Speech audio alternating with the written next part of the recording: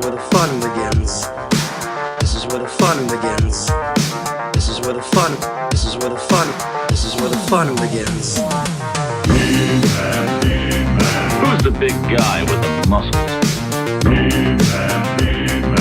This is where the fun begins.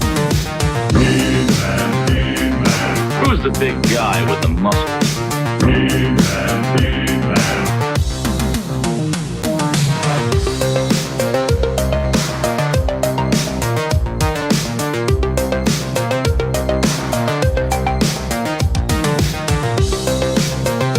Hello!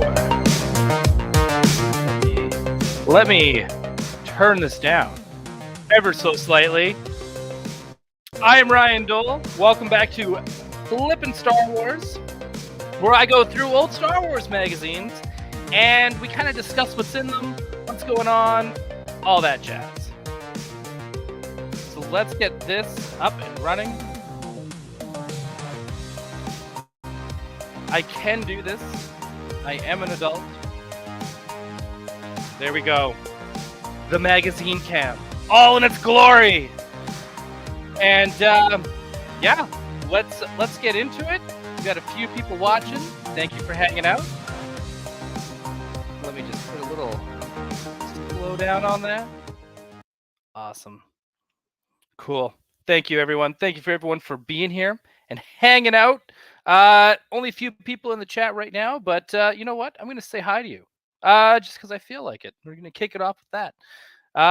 Osmondeus Toys, check me out. I was on his show called Toy Frenzy with Skelevator on Thursday night. Be sure to check out their channel as we discuss Toy Biz X-Men and we lay down some knowledge, some hard knowledge on Toy Biz X-Men. Jeff Morris, hello there. Toy Geekosaurus, hey everyone, and hello to you. And G-Money, love these, and I love you for being here. Awesome. Let's get to it. This is Star Wars Galaxy Magazine, issue 3, spring of 1995. Gosh, it still feels like this wasn't that long ago that these magazines came out, but here we are. So this is the Aliens special. And they have like posters and they have like comics to deal with aliens and talk about arts and toys, all this kind of stuff to do with aliens. Jay Lee, comic book superstar. This is probably his rookie period of being in comics and doing covers, but he was already making a big splash. He graced us with this awesome cover of Gamorrean Guards Rocket Stormtrooper armor. Pretty fun stuff. That's kind of something I would love to have seen in Book of Boba Fett. That would have been kind of cool. Now that I say that, KJ Smith, welcome. Yeah, I'll be going back and forth between here and the chat, so just bear with me if I don't get to your comments right away. All right, let's dig into this beast. Star Wars Galaxy Magazine, issue 3. Of course, here we go. Our sci-fi book club orders, as per usual. Here we go. Bob Woods, editor. Funny, I tried to online stalk this guy, see if I could find editor Bob Woods, because I would want to interview him. Haven't been able to find him. I might have found him on LinkedIn, but I'm not quite sure it's him. But we'll see. We'll see. Might slip into his DMs and see if something can happen. Anyway, here he goes. He just kind of gives another preview of like, hey, this is all about aliens, and we're going to talk about all the stuff I found at Lucasfilm. We're going to talk about the Cantina. We're going to talk about Jabba's Palace, and we're going to talk about Toy Fair. This is the big. It's weird. It's like the big reveal of what's coming, and I feel like they've been doing this since the last 2 issues as well, where they talk about it. They still don't have photos, but we are going to go through it and talk about it. This is of course, the letter column. The letter column is such a hard read because it's always like all over the place. I do want to talk about this one letter. There was a question in issue 2 where someone was like, hey, is there a name for Star Wars fans like there is Trekkies? Because I'd like to be one. And it's kind of funny. So someone actually kind of did a reply, and this is what I miss about letter columns in magazines and in comics, where people would like I want to like talk about that person's letter that you published. And this is one of those cases. And it is kind of funny how anyway, we'll get into it and then we'll talk about it. In regard to the question of a special name for Star Wars fans, I say don't do it. As someone who considers himself a Star Trek fan, I know there is some social stigma attached to the name Trekkie or Trekker. We are perceived as losers and geeks, people with too much time on our hands and in desperate need of a life. This perception may not be strictly true, but it exists nonetheless. Up until now, Star Wars fans have avoided this characterization. Let us not then seek it out. Have said all that, I will now become a big geek boy and ask if there are any official and unofficial Wedge Antilles fan club out there. If not, would anyone be interested in starting one? From Dominic out in Brooklyn. Kind of funny. It still has never happened where the Star Wars fans have never have gotten kind of an official title. But what's really interesting is that now there is that stigma with just Star Wars fans. And it's funny because there's two pronunciations of Star Wars fans. There's the detestable one, which I just kind of did there with the Star Wars fans. You know, the ones that complain about, you know, Finn being a stormtrooper and Rey being powerful, or the prequels weren't what they were meant to be, and they just don't, you know, they just don't stop. Those ones. And then there's the you're a Star Wars fan. so so I mean it happens, and Star Wars has reached. I wouldn't say it hasn't quite reached that how the '90s perceived Trekkies, but sometimes it feels pretty close that we have. Just in general, just as a generalization of Star Wars fans, but I still don't quite think we're there yet. There we go, our beautiful Star Wars micro machines advertisement. Lots of cool letter art. It's kind of fun. The Super Return of the Jedi uh, officials player's guide. Interesting. I guess, yeah, player's guides were a huge thing in the 80s and 90s, especially for popular games. What's really funny is that as someone who played the Super Return of the Jedi a lot in the 90s, I never felt like it needed a guide. It felt pretty straightforward. But you know what? Those were big things. Uh, but here we go. We're going back to more wide vision cards. So last issue, they were like, "Hey, we're going to do like special edition, not special editions yet. I think they were just doing whatchamacallit, A New Hope." So here we go. We've got Empire Strikes Back. So those ones are coming right down there. And then speaking of special editions, this is the Lucasfilm bulletin down here, talking about the creative forces within Lucasfilm remain busy working on special edition of the original Star Wars movie, will be distributed worldwide in theaters by 20th Century Fox in May of 1997. While previously shot but unreleased footage is being added, all new digitally generated special effects, some feature Jabba the Hutt and several of his hideous henchmen are, are what is? I can't even say. Oh, and Bien. I can't speak this morning. It seems, and Bien create several of it. That's why I'm reading two lines at the same time. Are being created by Industrial Light and Magic. At the same time, John Williams' monumental original soundtrack is being digitally remastered, and those all got re-releases as well.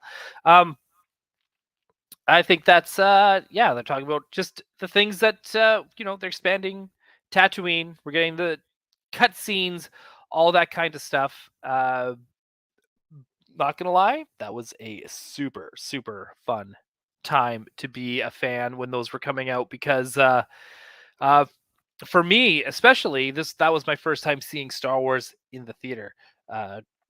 Jeff Morris here. I played Dark Forces a lot. Great game. Yeah, and it's a very popular game. And that one too also got like, I know that video game got action figures eventually at some point as well.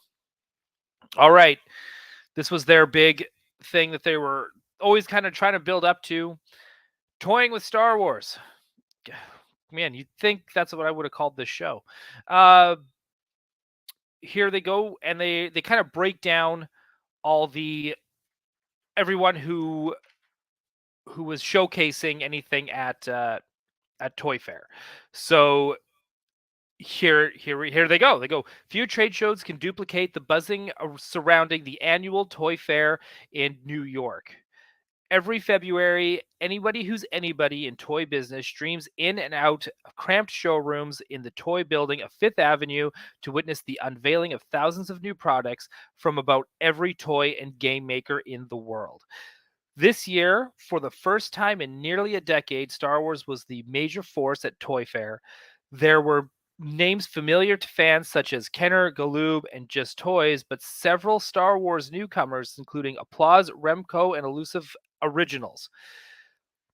While the industry movers and shakers certainly were impressed, fans of the trilogy will be jumping for joy with the many exciting items scheduled to hit the market before the year's end.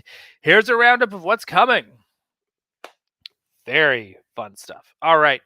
So they talk about Galoob, and we all know what Galoob did. They were the masterminds behind, you know, Micro Machines, right?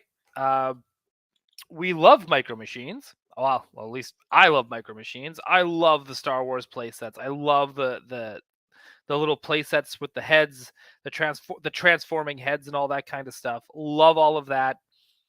But they're just talking about, among the new playsets is the Death Star, Dagobah, and Hoth, a transforming 3PO head that opens to reveal Cantina scenes complete with a Bith, Band, and Greedo and Docking Bay 94 with a Micro Millennium Falcon.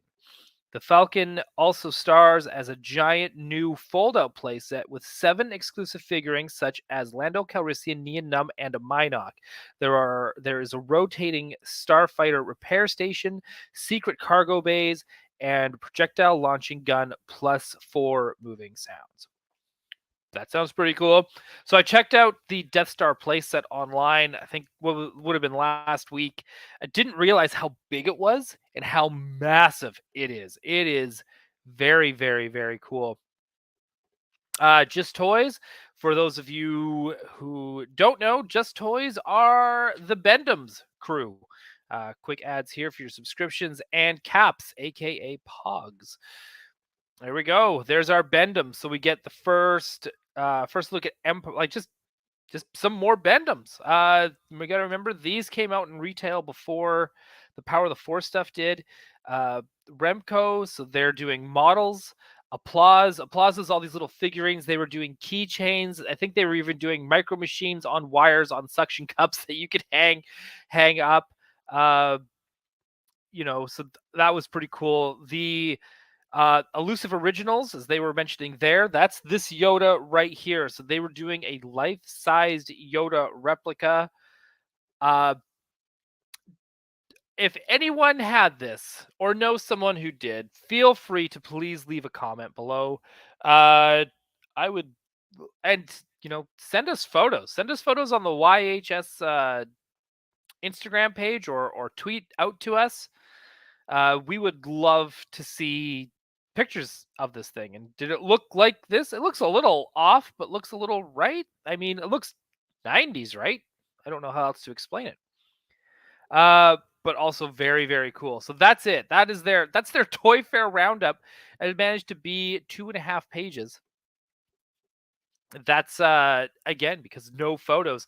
I know we're gonna get to an issue eventually where there's just so many photos. Here they just talk about just for any of you who live out in the West Coast, out in California, there is a bar called Scum and Villainy. So before Scum and Villainy, there was this Cantina West. This was a pop-up bar, so it wasn't like a stay around there forever bar. It was a just a bar. They would do that they set up in, I believe, what does it say here? San Francisco Center of Performing Arts. So they set up a cantina bar, and they had the bartender look like the bartender there, and they were serving cantina drinks. So again, this has been people have been wanting Star Wars bars, whether it's Scum and Villainy or the one over in Batu over at Galaxy's Edge in Disneyland and Disney World. People have been hankering for that cantina experience, and I think that is super awesome. Here they're just talking about a new art book that's coming out. Preview for next magazine already. They're going to talk about they got it. Sounds like they got an interview with Lando in there. We'll get into that clearly on the next episode of this. And the cover is done by 90s superstar. In fact, many people today still consider him a major name in comics, J. Scott Campbell. Here we get the Jay Lee. Jay Lee, who was just starting out in comics at this time, I do believe. He is now one of the most biggest major players in comics today. He has probably worked and touched every major title in comic books. He is such a big deal. And look at that Rancor. Like how absolutely wild. Like so good. It looks scary. It's very stylized. But I'm all for it. And here again, they just break down his work on Wildcats and with Youngblood on Image. This is definitely where he got his start. This is where everyone kind of first started to like go, who is this guy? And now today too, I still think a lot, like even me, like it's just I love this guy's work. Jay Lee is he's got a very distinct style, and I love it. Uh, Here we get into some more kind of like comic book stuff. And some more role play stuff. This one's hang on. Yep, we are back into the role playing realm. Again, they would always start off and give you some campaigns with this magazine, which I always thought was cool. Lumia, who is I would say she's a major player in the expanded universe back in the 90s and early 2000s. Uh, I honestly don't know too much about her. I guess I guess I didn't do my job. I should have done my research on her. And I do believe at some point she did get a comic book 2-pack as well with Hasbro. Again, I always find this very cool that here they give you like, here's your character, here's your points just to get started. They get people going. Same with Lumia. They got all this cool stuff. Again, just to a campaign to get you started, and you can work from it as well. And I think that is super, super cool. Before we get to the next part, I'm just going to go say hi see how the chat's doing. Jeremy, good old Star Wars Galaxy magazine. I bought every issue on release at my local comic shop, passed them on to a friend / fellow collector. That's how you do it, man. That's how you do it. You if you've had your fill, no point in hoarding it. Let's let your friend pass it on to someone who needs it, someone who's gonna want it and cherish it. Jeremy, again, I used the name Lumia as an EverQuest character name for years. Big Marvel comic character. Yes, that's EverQuest. Oh my gosh, that is something I haven't heard in a long time. That is awesome. We got a book excerpt from the Children of the Jedi. Again, beautiful, beautiful, beautiful, beautiful Drew Struzan artwork. The the dude still got it even today. Like when you go and you see any of his new stuff, whether it's on Twitter or on his Instagram, amazing work. Again, I think he gets featured somehow in in every magazine as well. He should. I mean, these are movie posters on book covers. They're absolutely amazing. Plus, side note attached but different. I love his posters for Muppet movies. Beautiful stuff. So here we go. We get an excerpt from a novel. Again, novels were some of the biggest things for Star Wars in the 90s because again, there wasn't a lot. We had Dark Horse Comics and we had novels, and that was it. This is before, again, Shadows of the Empire hasn't hit yet. We're still about maybe what, a year, half a year away. Uh, Still very, very cool. Design an alien contest, free tops card, the whole bit. Uh, Win valuable Star Wars prizes. Uh, right, the prizes. The prize will receive a limited edition Topps Star Wars Galaxy 2 cards, one copy of a guide to the Empire Strikes, or what is it? Oops, sorry. A guide to the Star Wars universe, the art of Star Wars, the art of Empire Strikes Back, and the art of Return of the Jedi. Woohoo! I have all three of those books, and I have Series 2 of Star Wars Galaxy magazine, or Star Wars Top Stars Galaxy cards. Whew! I swear, people, today I can read. I can. I'm not. But very, very exciting stuff. Everyone loves it. It's funny how like Topps cards, even still today, are like such a huge, huge, huge thing. Uh, People are still really into collecting Star Wars cards. I think the way Star Wars cards are now, like even just card collecting in general, I think card collecting now kind of has lost its fun. It's kind of lost its charm. They've got this thing of like, this one's rare because the border is green. I call that pretentious doubles. It's like, just put out a base card set.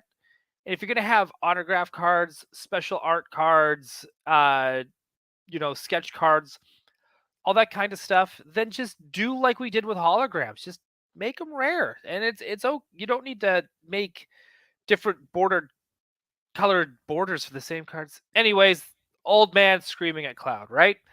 That's that's really all it is. Awesome. Hang on. Hey, Odin. Thanks for joining us here today, hanging out, going through some Star Wars. Jeremy, she was Luke's ex. Shiar Bree reformatted by Darth Vader, if I remember correctly. Yeah. Okay. Yeah, that's Luminar that we were talking about from earlier. That's awesome. Thank you for that knowledge there, Jeremy. That's really helpful. Oz, loved all these books. They were the continued story I loved. A lot of people love those books. There was definitely a lot of outrage. I guess that's the best way to put it. I think when Disney acquired Star Wars and said, well, guess what? None of this is canon anymore. I still am the very firm believer that even if the novels, you know what, make the canon your own. Official, unofficial. If the prequels don't exist in your world, so be it. I'm not going to yuck your yum. If Children of the Jedi, if that's your Star Wars sequels, like Children of the Jedi, Courtship of Princess Leia, all those novels, those awesome '90s novels, the Thrawn trilogy. If those are your sequels, then yeah, they're yours. And I don't think Disney or any fan can sit there and tell you that's not canon. Uh, that's your canon, and that's yours to have fun with and enjoy. No one should be telling you any different. As far as I'm concerned, that's just my opinion. Just have fun. It's Star Wars. Uh, Flashback, listening to audiobook Children of the Jedi on audio cassette. Jeremy, dude, you must be a long time fan, because it's again, I would love to find these old audiobooks. Not necessarily on cassette, and I'm sure they're out there. Maybe I should just check Spotify. They're probably there. I found, when I was in Toronto, I found a set of the audiobooks of from the Thrawn trilogy in this big beautiful box uh at in this store in Toronto. I opened it up and it's all these cassettes. I did take photos. You know what? I'm going to post them on my Instagram and Twitter today at Ryan Doell 31. That's where you can find me. I'm going to post those if you want to check them out. Do I regret not buying them? No, because I don't have a cassette player and I don't know where I would put them. So I hope someone finds them and has a cassette player and can enjoy them. Gamerbud, welcome. Thanks for hanging out and watching. One of the first books I found after watching Return of the Jedi was The Glove of Darth Vader. I believe it was a young adult novel. Then after that, I found so many more, and it was amazing. It I'm gonna say this: the one thing that outside of comic books, what got me really into reading novels, was Star Wars. So God bless you. Yeah, we yell at all those clouds. I will. Thank you, Oz.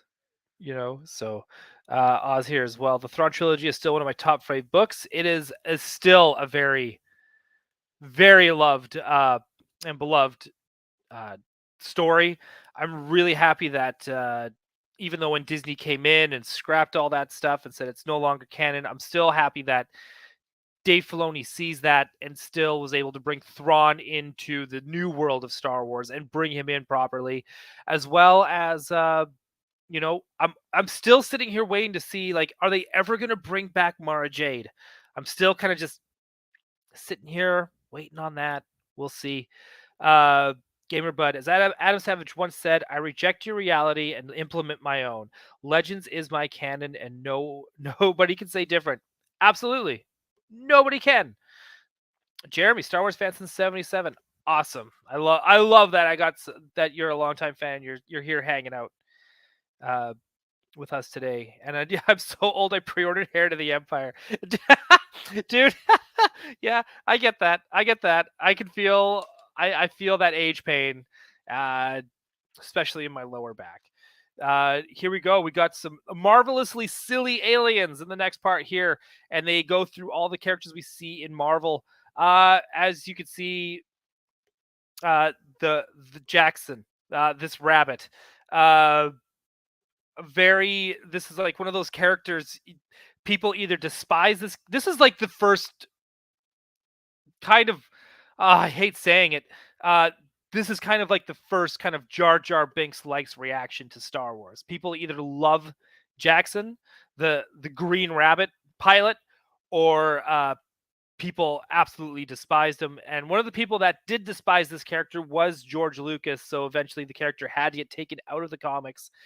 However, now there's this weird, like, well, like anything else, like Star Wars holiday special, prequels, now everything. I just find that, like, this character, it got like a Black Series figure this year, and there's this weird kind of, like, people might not necessarily get it, but they're just like, there's this weird fondness for it, even if they're not even nostalgic for it. It's really, really weird.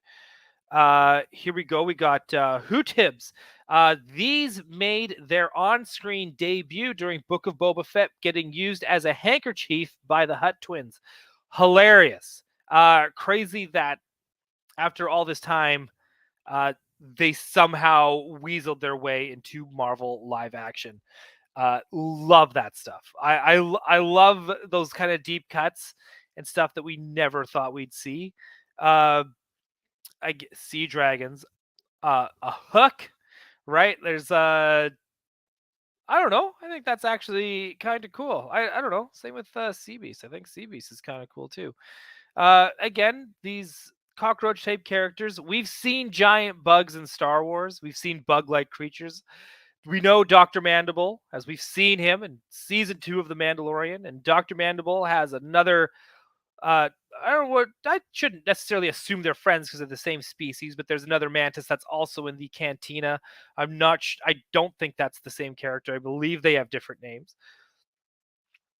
So because they're talking about the Marvel comics, they get into a little excerpt just about uh, the future of Dark Horse and where they're going to go. And they're going to be talking about, oh, we're going to do an Empire comic, and we're going to do some more like Star Wars, like just the Star Wars main crew kind of stories, as well as they're going to be doing a Rogue Squadron series as well. I'm always down for a Rogue Squadron anything. It's really unfortunate that movie. Well, okay, I shouldn't say one version of this Rogue Squadron movie got shelved. However, again, I don't know if it's just me.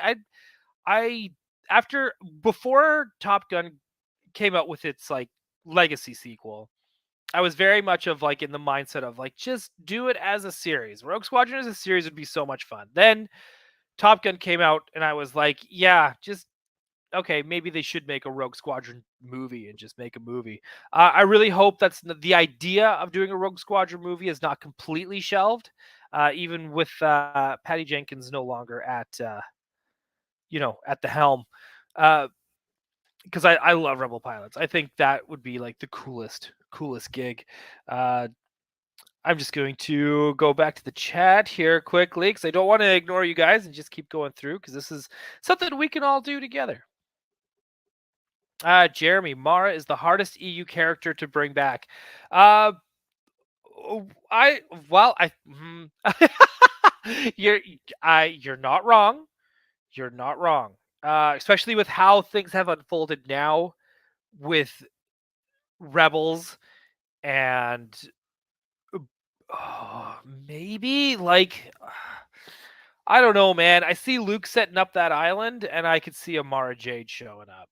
I don't know. I think there's a way to bring her in that could still make sense. They're gonna have to tweak. They're obviously gonna have to tweak some of that origin story. They just have to. But if they're doing, I don't know. I know that they're working on clones because they've got those cloners working on again behind the scenes for the Empire in Mandalorian season 2. We could get a clone emperor again. Well, clearly we do get a clone emperor back at some point or whatever that was. Uh, at Rise of Skywalker, Emperor Crane dangle legs. Uh, like so. I mean, all of this can come back and around. Well, who knows? Who knows what they're going to do? But I don't know. I still think they could still do it. Jeremy, again, looking for Marvel Star Wars back issues is what got me back into the comic store for the first time back in the 80s. That's awesome. Because you can now, if for Jeremy, if you don't know, if you're just looking for the floppies, I think that's really cool. If you're looking for just collected editions, Marvel is re-releasing like epic collections uh of Star Wars comics from Marvel, and they're doing them like here's the first year in one book, all in color. Uh, One of my favorite issues, and I know it even got the cover. The Jawas of Doom cover. I think that's issue number 85. Boba Fett comes rocketing out. Like I had that comic. Oh gosh, I had that comic since the 90s, and I love it, and I love that cover. And if you're a fan of this stuff, I guarantee that you know exactly what I am talking about. Uh, Odin, I wish Star Wars had gotten a Saturday morning cartoon like Star Trek. Like Star Wars in the sense of like Luke Skywalker, Darth Vader, Princess Leia being in the cartoon, because technically we got two Saturday morning cartoons. We got droids and we got Ewoks. And Jeremy, we did. We had droids and Ewoks. Man, you know what? I would love to see some of those characters from droids come back in some form or fashion, especially in a show like Andor. Yes, please. Gamer Bud, if they bring Mara Jade in either, she will have to die before the Last Jedi, or she leaves Luke at some point, which both would suck. Correct, because they got married. As far as I can remember correctly, they do get married. Uh, maybe. Yeah, you're right. Both would suck, but I will have Kylo Ren kill her. That's what I say. Have Kylo Ren kill Mara Jade. Gamer Bud, and she has nothing to do with Luke, or she has nothing to do with Luke. You're right. Well, yeah. Again, they could go that route too, but if they went that route and had her her and Luke got this thing going on, they're running this academy. Plus, I'd like to see the Amara Jade, Ahsoka Tano team up. Bring it on. Yeah, have all the Marvel omnibuses. Beautiful. I love that. Oz. I like the Star Wars, Clone Wars comics from Dark Horse. A lot of '90s Dark Horse stuff. Agree. Me too. What is it? Yeah, all the Empire stuff. I love all that stuff. Odin. Very true. Main cast, I mean, though. Okay, yes. So yeah, main cast. Uh, I think that would have been fun. I not gonna lie. In fact, I know Star Wars Marvel right now. They're trying to act like Here I am. Now I'm gatekeeping.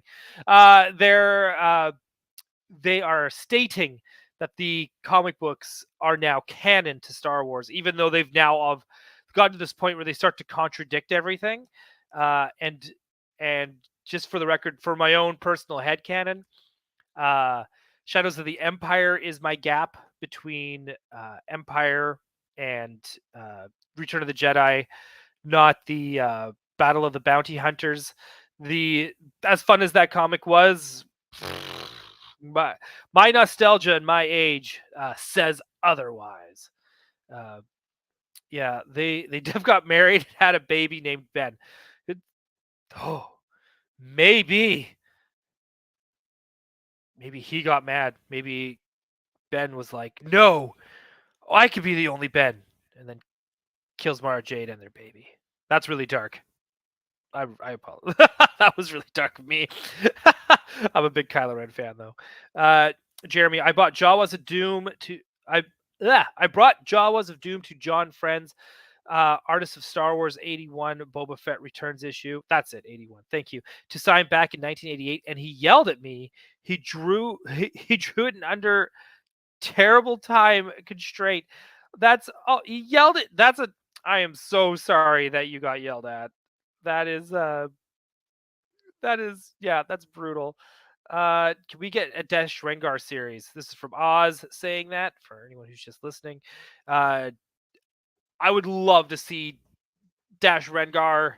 Uh, I would love a Dash Rengar series. I would like to see him.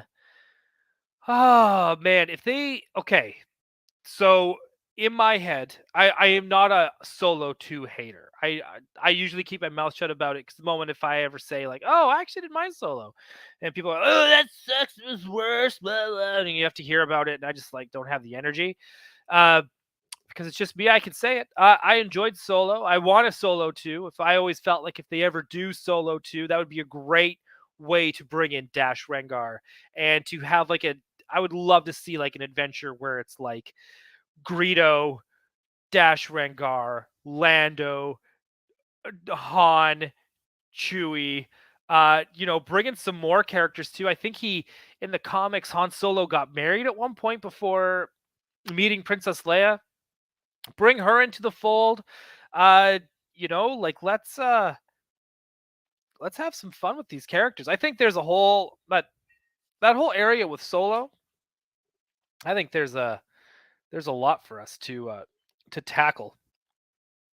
But while we're on the subject of comics, I do want to bring up this. They're doing one of their little mini comics in here from Dark Horse, Star Wars Tales from Mos Eisley, because of course it's what it's going to be. It's the alien issues. I don't think this actually has really much of anything to do with aliens.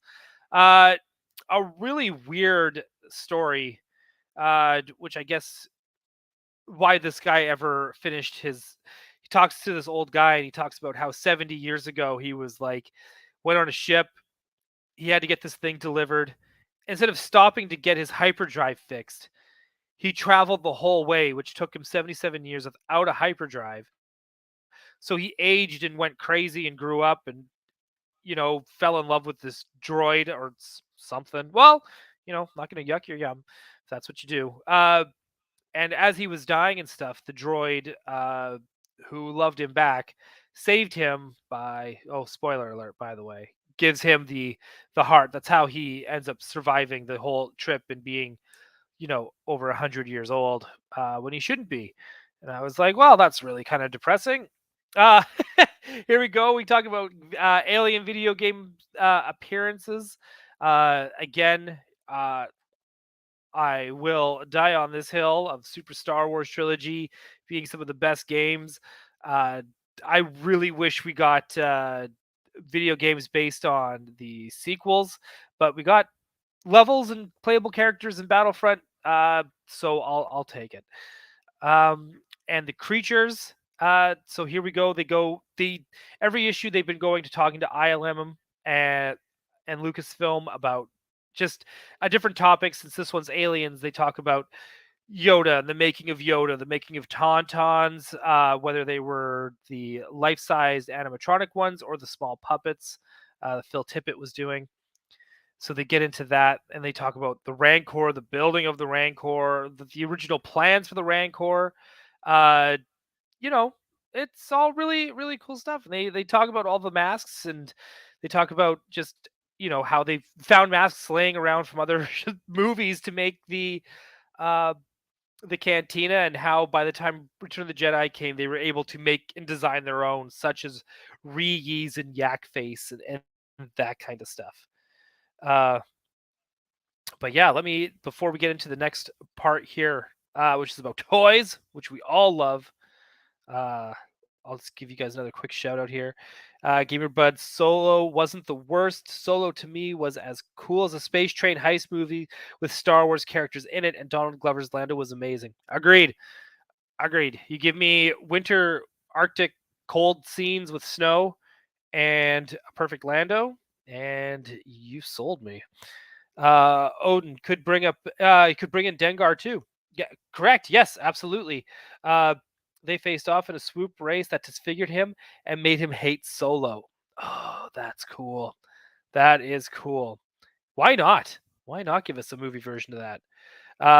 Gamer Bud, oh my god, Super Star Wars Trilogy was the best. I would replay the Hoth Snowspeeder level for days. That level was amazing for its time. Agreed. Agreed. I think like and it wasn't like it's once you got the controls and the handles right on that snow speeder scene, and you're just like tripping down uh AT-AT walkers and stuff. It was so much fun. It's kind of funny. I think the only one of these took me the longest to finish after like grinding and grinding and grinding and grinding and trying to figure it out was the first Super Star Wars. Empire didn't take me as long, and Jedi I got to a point where I could get through the game in one life. I was insane. Needless to say, I love Star Wars. Strange Tales of Collecting Aliens. Here we go. This is our article with Steve Sansweet. He's the dude. I don't know what's gonna ever happen. If we ever lost Steve Sansweet, I don't know who would replace him. He's been so good with fan relations. He was official Lucasfilm fan relations for a long time. And he is that guy, right? He has everything, or almost dang near everything. Uh, and he loves this stuff, and we love him for loving this stuff. And here we kind of they get into that exclusive blue snaggletooth, a character who I always I know this is probably also going to sound super gatekeepery, but I always feel like blue snaggletooth should always be rare. So even if I know they've done re-releases of blue snaggletooth with like parts of the Cantina and all that kind of stuff. Uh, but again, I think that one was rare as well, and I think he should just always be notoriously rare. It doesn't matter if they like re-release him or if they ever did a vintage collection version of Blue Snaggletooth. And if they do that, I hope it's a limited run. I would love to see nothing more than just forever having that legacy of the rare blue snaggletooth. And I always kind of felt the same way about Yak Face. But looks like that's not going to be happening. But that's okay. Because we still got the very, very rue. Very rue. Trying to say blue and rare at the same time. Rare blue snaggletooth. Love it. And it's kind of funny when you're looking at like some of these prices, right? Like I think here they talk about it. Standard 3/3 was painted blue and had silver boots. Current value loose about $75. Think about this: 1995, the rare blue snaggletooth, $75. I don't think I've ever heard of it being that low in price. That is insane to me. I would because if I can find a blue snaggletooth now for 75, yeah, hook me up, right? And there it is. Yeah, Sears exclusive Cantina adventure set. Again, here we are in modern day complaining about Walmart exclusive, Target exclusives. Oh, what's with all these exclusives? Folks, the exclusives have been happening. Star Wars exclusives, action figure exclusives, hot item exclusives have been existing since the 70s, the late 70s, and all the way through to now. So 45 years of trying to hunt down exclusives is a thing. I know it sucks, uh, but here we are, right? The Here's it was it the first batch of the Jawas figures had a vinyl cape, now 400 plus, on a mint Star Wars card. I think that goes for well over 1,000 these days. Um, Animan, from the Power of the Force, the original one, goes for 100. He's talking about how it now goes for about 125. That's also probably 8 times that now. It is really kind of fun to see these 90s prices on things, and seeing what they were going for. It does make you kind of go, "God, if you know it's always you're always smarter in hindsight, right? But it's if I could go back and buy them now. uh but again, $75 was a lot in 95. So I mean, that is what it is, right? The snarling Chewbacca mask from Dawn Post, that's kind of fun. There we go. Another Rancor, Stice Noodles and the Max Rebo band. Something that I really, really wish. I wish they would next year is the 30th anniversary, or 30th. I wish the 40th anniversary of Return of the Jedi. Maybe we'll get a repack of this in the Vintage Collection series, where they look like this and they kind of have that like before special edition look to Size Noodles. Not gonna hold my breath on that. Not gonna hold my breath at all about getting that, but it has been a long time since we've had uh, any kind of release of the Max Rebo band. Uh, Plus, I mean, yes, as much as I also love re-releases, there's still so much we've never gotten as well. Plus, if they do a new Max Rebo, I really, really, really hope they put in that droid with the drum set from Book of Boba Fett. That would make me really, really, really, really happy. And here they kind of plug Tomart's price guide to the worldwide Star Wars collectibles in here as well. Just go through that, and we should cry together about how much they once were. Now you can tell we're getting to the end. We're at Cybernotes. These are people that are sending in emails in 95. So those few people that had the internet back then and were able to sell internet, have internet, whether it was dial up or not. Uh, Here they go. They're just kind of like asking questions about where they should go and what to do. And here again, they talk about what is your you know, again, talking about collecting and buying things and selling things online. I think the last issue was talking about email auctions, which was really, really interesting to me. And if you go back on our channel, we did our own State of Star Wars collecting with Mike Tarkin. He used to be he used to be on a podcast called The Sandcrawler, which is an amazing podcast. Go back and listen to all the old episodes. Great, great stuff. And he was talking about he remembers doing email auctions himself back in the day. So to me, that is like such an interesting time and world. And yeah, they got a lot of like, what was your scariest alien? All this kind of stuff. Just, you know, regular chatter stuff. And here we've got our trivia for the episode. Here's what's cool. The grand prize is Dark Empire 2 covered alternate limited edition, one of 1,500, and numbered print from Dark Horse Comics, bestseller courtesy of Rolling Thunder Graphics. Number two first prizes: model kit of Boba Fett's Slave One. Second prizes: complete set of uncut sheet tops, Empire Strikes Back wide vision cards. Uh, Gosh, what would you do with that? And 19 third prizes, a retail box, 25 packs of Empire Wide Vision cards. I think out of all of those, I'd probably want the box of cards. It's always the third prize to me. And here we go. And our collector's plates. Oh, what happened? Did something happen to my camera? Uh, oh no, the video cut out. What happened? Oh, my camera died. Let's see. I'm sorry, folks. I didn't even realize it. But My video is out. It's been out for like 10 minutes. I'm so sorry. My camera died, folks. I am so sorry. I didn't realize that was going to happen. I thought it was I honestly thought it was fully charged. So my absolute apologies on that. Let's see if I can fix this. Let's see if I can go back. If does anyone remember the last page they saw? What were we looking at? Let's see if I can do this here. Let's go to I might have to do some holding up and let's see what we can do. Thank you for everyone for bearing with me.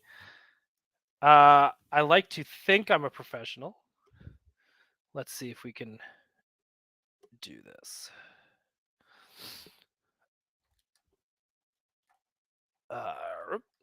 I might have to hold it.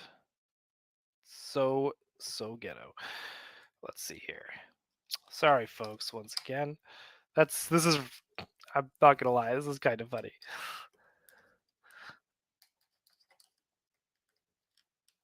Okay, hang on. I'm getting something else set up here. Give me a moment. And I hope that it focuses.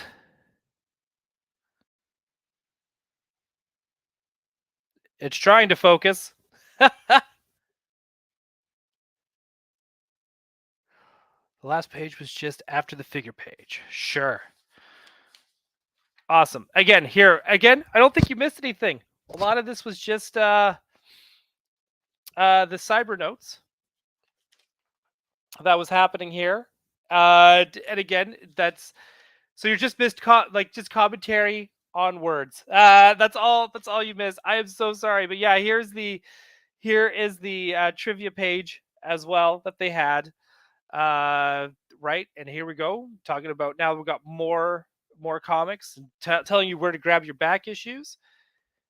And there's our collector's plate. I am so sorry. I should have a different setup where I can see the camera as it's going. It'll probably make things a lot easier. So, and now now the camera's just sitting here throbbing. But awesome. Sorry. I am so sorry about that. I did not realize that my camera died. But thank you. And yes, Jeremy, I really miss the Sandcrawler podcast, as do I. And yes, thank you. Reese Williams, no problem. Wouldn't be a bootleg Toy Anxiety without something like this. Yeah. Yes, you are. You are correct. One day, I will be a true professional, and I'll have a studio and people working for me, and they'll do this. Yeah, we lost you a few pages back though. No worries. Awesome. Thank you, everyone. And you love those plates. It's where was this? One of my buddies in LA, Steve 3. He was I think he found like a place that had like a bunch of the plates, and I thought that was really funny. Because they actually look pretty good. I'm not gonna lie, they look pretty good. Jeremy had the plates as well. Yeah, Oz. Craig pops on Flip Star Wars. No. Craig's busy today. He's all got. I do this on Saturdays because everyone else is kind of running errands, and I can do this early enough that I can do this before I go and run my errands for the day and get my Star workout because I love talking and hanging out and just talking Star Wars. Because it's just one of my favorite things. It's right up there with comic books, so I love it. But thank you everyone for hanging out. I'm going to try and do one of these during I call it my Christmas break, even though I'm working through, not necessarily working through, I'm working through most of my Christmas break. I'm going to be at my parents' place back on the farm. So you know what? I will make sure I bring one of these magazines with me, and I'll try to figure out a setup there. And we'll do issue number 4 from the prairies, the cold prairies of Canada, where it's going to be minus 30 degrees while I'm there. Plus some of my old toys are there too, so we can we can go through and talk about and break down some of the Micro Machine play sets and all that kind of stuff. So again, thank you everyone for hanging out with me today. I'm going to see you on the next Flipp'n Star Wars. So please give this video a like. Please give it, if you haven't subscribed to Toy Anxiety, you know what? What's holding you back? Give us a subscribe. Watch along with us and hang out with us on Tuesday nights on Toy Anxiety, as well as you'll find me on Wednesdays and Friday nights on Gotham City Tonight channel, where I talk comic books and Batman with my good friend Lexi. So her and we do some comic book breakdowns, but as well as you know, uh, hit the notification bell too for Toy Anxiety, so that way you never miss whenever I drop one of these episodes. I know they're very, very random, but sometimes life just gets in the way and you can't get there when you need to. But I'll make sure that I do an episode again while I am in Saskatchewan, Canada, and I look forward to hanging out with all of you again soon too. Oh, did Eternia tracks? If when I get the box out, I'll be honest, I am so scared. It's 40-year-old plastic. I am scared I'm gonna touch them and they're gonna turn to dust. I am so scared. But we'll see if I can get them out and if I can find out where my parents put those boxes. I will definitely bring out and bust out the Eternia 100%. Right? So no, yes. Let's see those old Eternia tracks. Subscribe and get all the notifications. Yes, please. So again, thank you everyone for hanging out. Thank you everyone for joining me. I will see you next time on on Flippin' Star Wars. Thank you.